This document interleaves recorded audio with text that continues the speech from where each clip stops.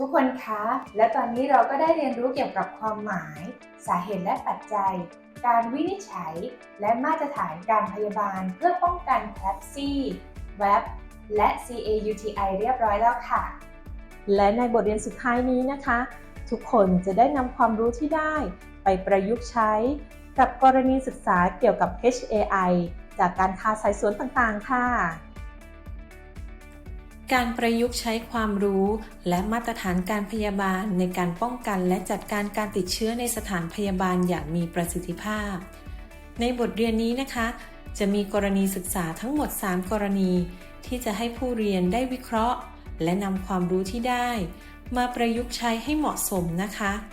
เริ่มที่กรณีศึกษาที่1กันเลยดีกว่าค่ะผู้ป่วยโรคหลอดเลือดสมองเข้ารับการรักษาในหอผู้ป่วยวิกฤตได้รับการใส่สายสวนหลอดเลือดดำส่วนกลางบริเวณคอผู้ป่วยไม่รู้สึกตัว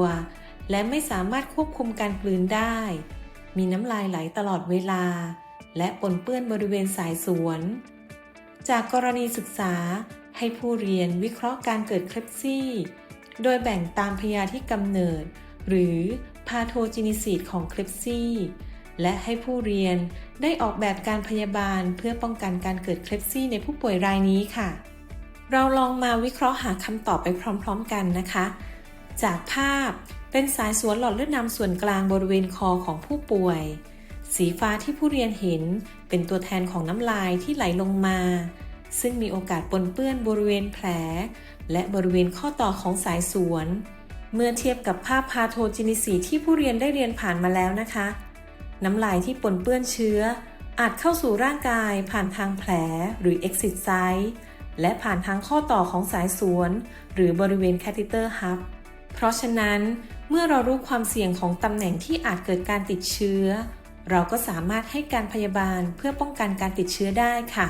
โดยตำแหน่ง exit site หากแผลแห้งดีควรปิดแผลด้วยแผ่นฟิล์มใสปราศจากเชื้อซึ่งจะช่วยป้องกันแผลเปียกน้ำและยังทำให้สามารถสังเกตลักษณะแผลได้ง่ายส่วนตำแหน่ง catheter hub เน้นการเช็ดถูหรือ scrub the hub ด้วยน้ำยาฆ่าเชื้ออย่างถูกวิธีและต้องรอให้น้ำยาแห้งก่อนการใช้งานนะคะหรือสามารถใช้ฝาปิดฆ่าเชื้อเพื่อปิด catheter hub ทดแทนการ scrub the hub ได้ค่ะกรณีศึกษาที่1จบไปแล้วนะคะไม่ยากเลยใช่ไหมคะเรามาดูกรณีศึกษาที่2กันเลยดีกว่าค่ะในกรณีศึกษาที่2นะคะผู้ป่วยเข้ารับการรักษาในโรงพยาบาลด้วยอาการถ่ายเหลวรุนแรงร่วมกับมีภาวะความดันโลหิตต่ำได้รับการรักษาโดยให้สารน้ำทางหลอดเลือดดำและใส่สายสวนปัสสาวะเพื่อประเมินปริมาณสารน้ำเข้าออกในร่างกายในวันที่4ของการรักษาในโรงพยาบาลผู้ป่วยมีไข้ 38.5 องศาเซลเซียสส่งเพาะเชื้อในปัสสาวะจากสายสวนขึ้นเชื้อ Escherichia coli มากกว่า100,000 โคโลนีต่อมิลลิลิตรขอให้ผู้เรียนวิเคราะห์การวินิจฉัยการติดเชื้อของผู้ป่วยรายนี้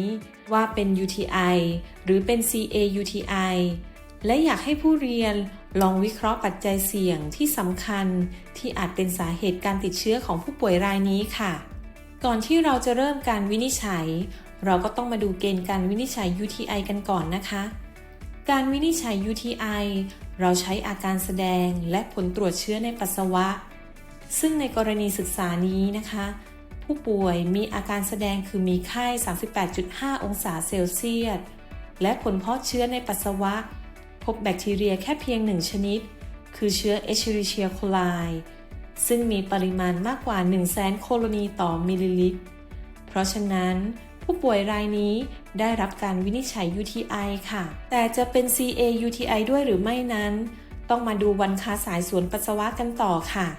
การวินิจฉัย CAUTI